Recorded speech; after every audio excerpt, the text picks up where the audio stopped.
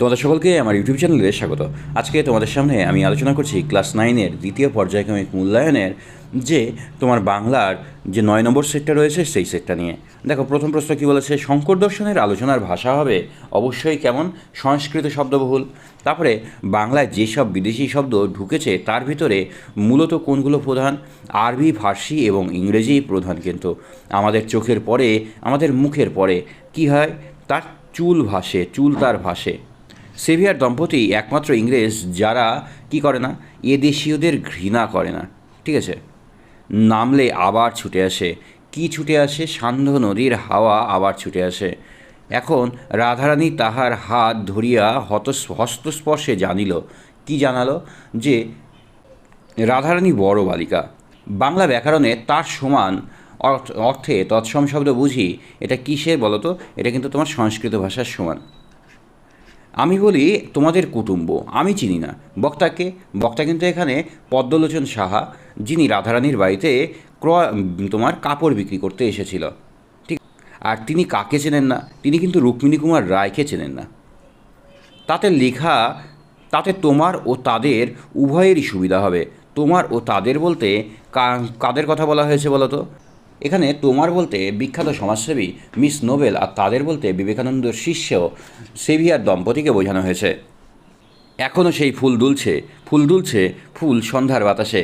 তোমার চরণ দুটি তোমার পাঠ্য কবিতার মধ্যে কোথায় ব্যবহৃত হয়েছে? এখানে শেষ স্তবকে এই সমাপ্তিতে কিন্তু ব্যবহার করা হয়েছে। তারপরে দেখো, আমি টের পাই। বক্তা কখন কি টের পান? সন্ধ্যার সূচনা লগ্নে আকাশে সাতটি তারা ফুটে উঠলে বঙ্গ প্রকৃতির মায়াময় সৌন্দর্য ও বিচিত্র গন্ধের মাঝে কবি টের পান বাংলাদেশের প্রাণের স্পন্দন। আমরা অন্যতম প্রধান খাদ্য থেকে বঞ্চিত হব। বক্তা কী বিষয়ে বঞ্চিত হওয়ার কথা বলেছেন? দেখো, বাংলা ভাষা এখন আমাদের বহু সংস্কৃত শব্দের প্রয়োজন আছে, তাই স্কুলে কলেজে সংস্কৃত চর্চা একেবারে উঠিয়ে দিলে আমরা একেবারে আমাদের প্রধান খাদ্য থেকে বঞ্চিত হব। চিলিয়ান জাদুঘরের ম্যাজিক প্রদর্শনের বিশেষত্ব কী ছিল? এই প্রদর্শনীর বিশেষত্ব ছিল প্রদর্শনীতে অনেক রকম পাখির ব্যবহার। অর্ধতৎসম শব্দটির অর্থ বিশ্লেষণ সংজ্ঞা দাও। অর্ধেক সংস্কৃতের সমান বা অনুরূপ। আর অর্ধতৎসম শব্দ কাকে বলছে? যে সমস্ত সংস্কৃত শব্দ বাঙালির মুখের ভাষায় বা কবিতার ভাষায় উচ্চারণের সুবিধা ও বিকৃতিতে সামান্য পরিবর্তিত রূপে বানানে বাংলা ভাষায় গৃহীত হয়েছে, তাদেরকেই অর্ধতৎসম শব্দ বলে। যেমন কুৎসিত, কুৎসিত, পুত্র, পুত্তর, রৌদ্রু, রৌদ্দুর। শব্দ ও পদের মধ্যে পার্থক্য কোথায়? দেখো, ধ্বনি বা ধ্বনি সমষ্টি অর্থযুক্ত হলে তাকে শব্দ বলা হয়, আর শব্দ বিভক্তিযুক্ত হলে তাকে আমরা পদ বলি। শব্দ হলো বিভক্তিহীন বাক্যের অংশ, পদ হলো বিভক্তিযুক্ত বাক্যের অংশ। তিনের যে প্রশ্নটা দেখো আছে, চলো আমি পিডিএফ থেকে আলোচনা করি। কেশবতী কন্যা যেন এসেছে আকাশে, কার দৃষ্টিতে কাকে কেশবতী কন্যা বলা হয়েছে? আসলে দেখো, বঙ্গ প্রকৃতির ওপর নেমে আসা মায়াবী মেদুর নীল সন্ধ্যাকেই কেশবতী কন্যা বলে মনে হয়েছে। কবির কল্পনায় চরাচর জুড়ে নেমে আসা সন্ধ্যার অন্ধকার যেন কেশবতী কন্যার ঘন চুলের মোহময় তোমার আবেশ তৈরি করে। কিশোরীর গাঢ় চুলের মতো আধার বঙ্গ প্রকৃতির সর্বত্রই সঞ্চারিত হয়। চুলের ঘন আবরণ, তার স্নিগ্ধ গন্ধ অন্ধকারের সজীব তোমার পেবলতার সঙ্গে তুলনীয় বলেই কবি সন্ধ্যাকে কেশবতী বলেছেন। নেভে না তার যন্ত্রণা, দুঃখ হয় না বাসি, কি যন্ত্রণা নেভে না। আসলে দেখো, জীবিকার তাগিদে যে সমস্ত মানুষ বঙ্গভূমিকে ত্যাগ করে অন্যত্র চলে যেতে হয়, তাদের হৃদয়ে আজন্ম চীনা প্রকৃতি তোমার নির্বাসনের অন্তরহীন বেদনা কিন্তু থাকে। অপরদিকে সন্তানকে ছেড়ে থাকার বঙ্গভূমির বুকেও কিন্তু তোমার যন্ত্রণা অনুভূত হয়। তাদের দুজনের যন্ত্রণাই কিন্তু নেভে না। আলোচ্য অংশে সন্তানের সঙ্গে তার মাতৃভূমির সম্পর্কে নিবিড় বন্ধন ও টানাপোড়েনের আশ্চর্য নিপুণতায় ফুটিয়ে তুলেছেন। সন্তানকে কেন্দ্র করে যেমন মায়ের জীবনের হাসি, আনন্দ, চাওয়া পাওয়া আবর্তিত হয়, তেমনি সন্তানকে ছেড়ে থাকার বেদনা মায়ের হৃদয়ে সদা জাগ্রত থাকে। সন্তানের মনে মাতৃভূমিকে ছেড়ে থাকার স্পষ্ট তার অস্তিত্বের মধ্যে নিহিত থাকে। জন্মভূমির মায়ের হৃদয়ে সন্তানকে কাছে পাওয়ার বেদনা, তার সন্তানকে জন্মভূমির কোলে ফিরে পাওয়ার বাসনা, এই উভয়মুখী কষ্টই কিন্তু প্রতিনিয়ত অনুভূত হয়। তাদের দুঃখ হয় না বাসি, এই এক সতেজ প্রাণ প্রবাহ তাদের পরস্পরকে প্রতীক্ষায় বহমান রাখে। তাহাতেই মার পথ্য হইবে, পথ্য শব্দের অর্থ কী? পথ্য হলো রোগী ব্যক্তির উপযুক্ত খাদ্য। পথ্যের প্রয়োজন কে কীভাবে সম্পন্ন করার প্রয়াস করেছিল কিন্তু অবস্থাপন্ন ঘরের তোমার সন্তান রাধারানীর মৃত্যুর পর অবস্থার দুর্বিপাকে অত্যন্ত দারিদ্র্যের সম্মুখীন হয়।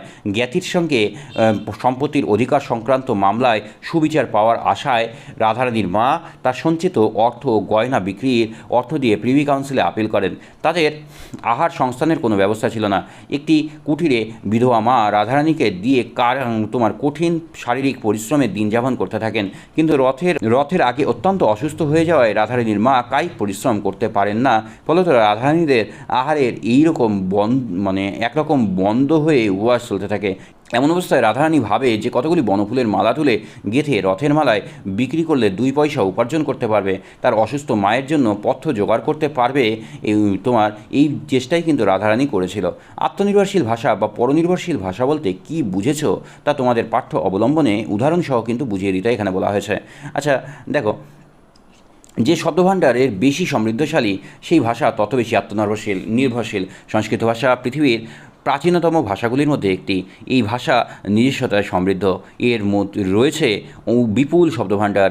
কোনো নতুন চিন্তা বা অনুভূতি কিংবা নবীন শব্দের প্রয়োজন হলে সংস্কৃত ভাষা অন্য কোনো ভাষার কাছ থেকে হাত পেতে না নিয়ে তোমার নিজের ভাণ্ডারেই খোঁজে। সংস্কৃত ভাষা নিজের প্রয়োজনে নিজেই মেটায়।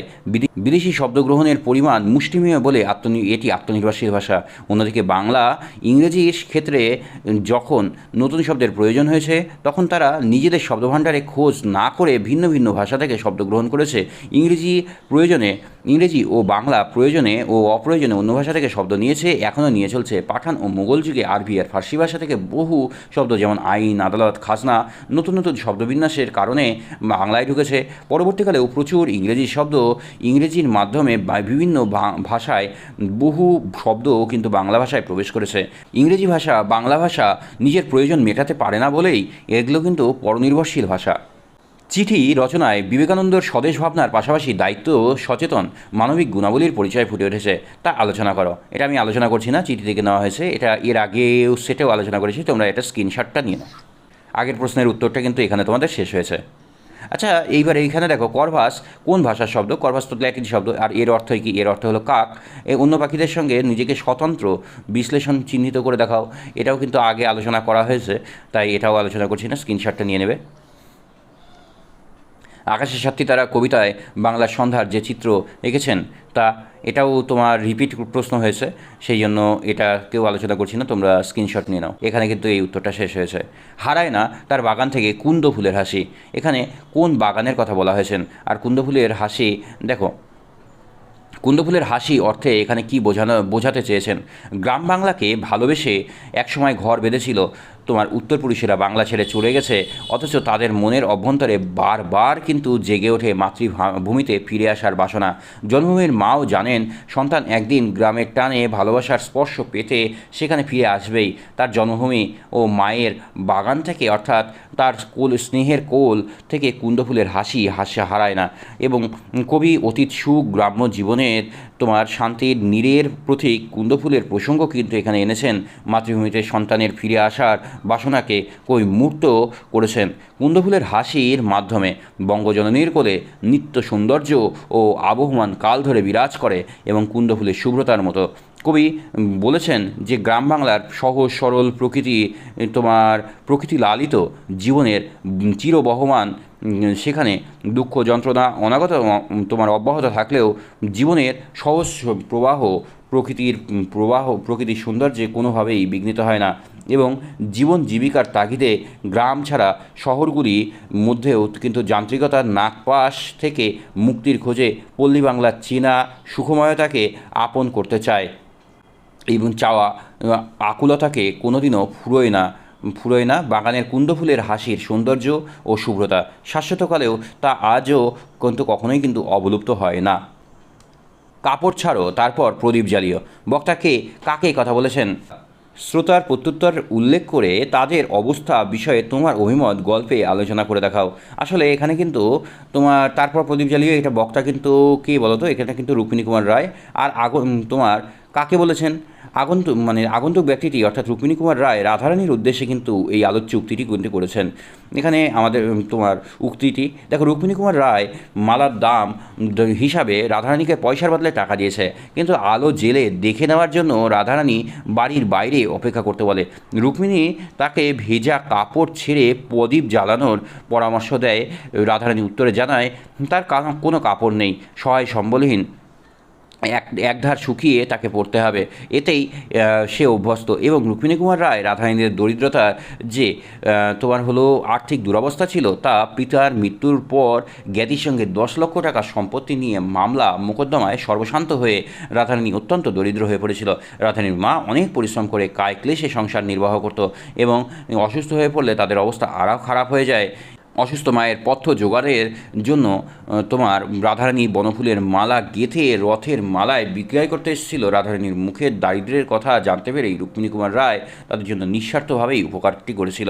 আচ্ছা, বাঙালির চরিত্রে বিদ্রোহ বিদ্যমান, এখানে তোমার হলো কার লেখা?